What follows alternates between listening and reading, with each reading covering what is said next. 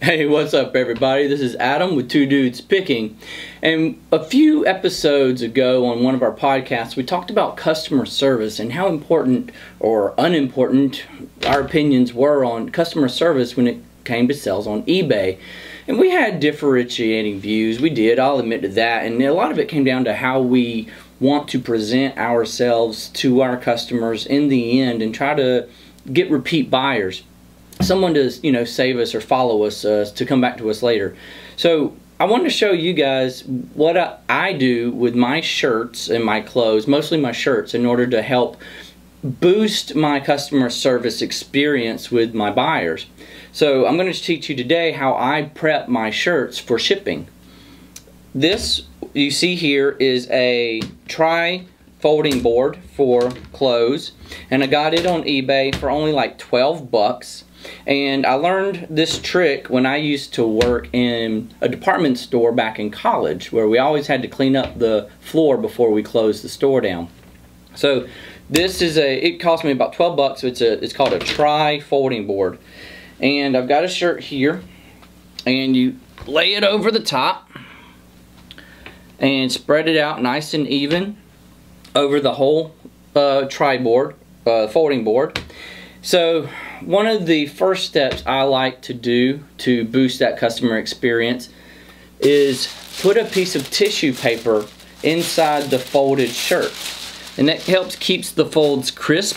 Again, this is something I learned from a department store, and if you've ever been to a department store and unfolded shirts in order to, say, try them on or just look at the whole shirt design, there may have been a piece of tissue paper inside, and it helps keep the folds crisp and stiff so that through shipping it doesn't just smash up into the bag. So once you got the tissue paper on the shirt, just FYI, I bought like 500 pieces of tissue paper this size from Party City for maybe 12 bucks, 13, 14 bucks tops. I didn't spend a whole lot on it. Okay, so then you want to fold it over once, get that nice seam. I fold the sleeve back, fold it over a second time from the opposite side, clean up that fold a little bit, then move the sleeve in. Pull the bottom up to the middle. Make sure the bottom fold is even with the bottom of the folding board. And then you pick up that folding board just a little bit. You want to make a slight indentation to make that last fold easy on the shirt. And then flip it over. And there you have a nice, crisp, folded shirt ready to go. Tip number 2, a cellophane bag with self-adhesive top closing strip. So I'll open the cellophane bag, I'll take the shirt and I'll gently put it into the cellophane bag like so. Flip it over.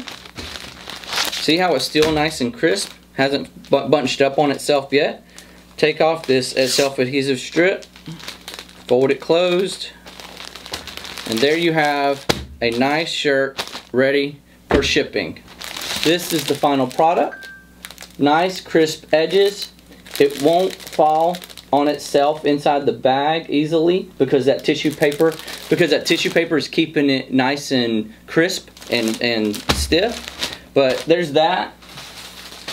And there's a few more I've already done.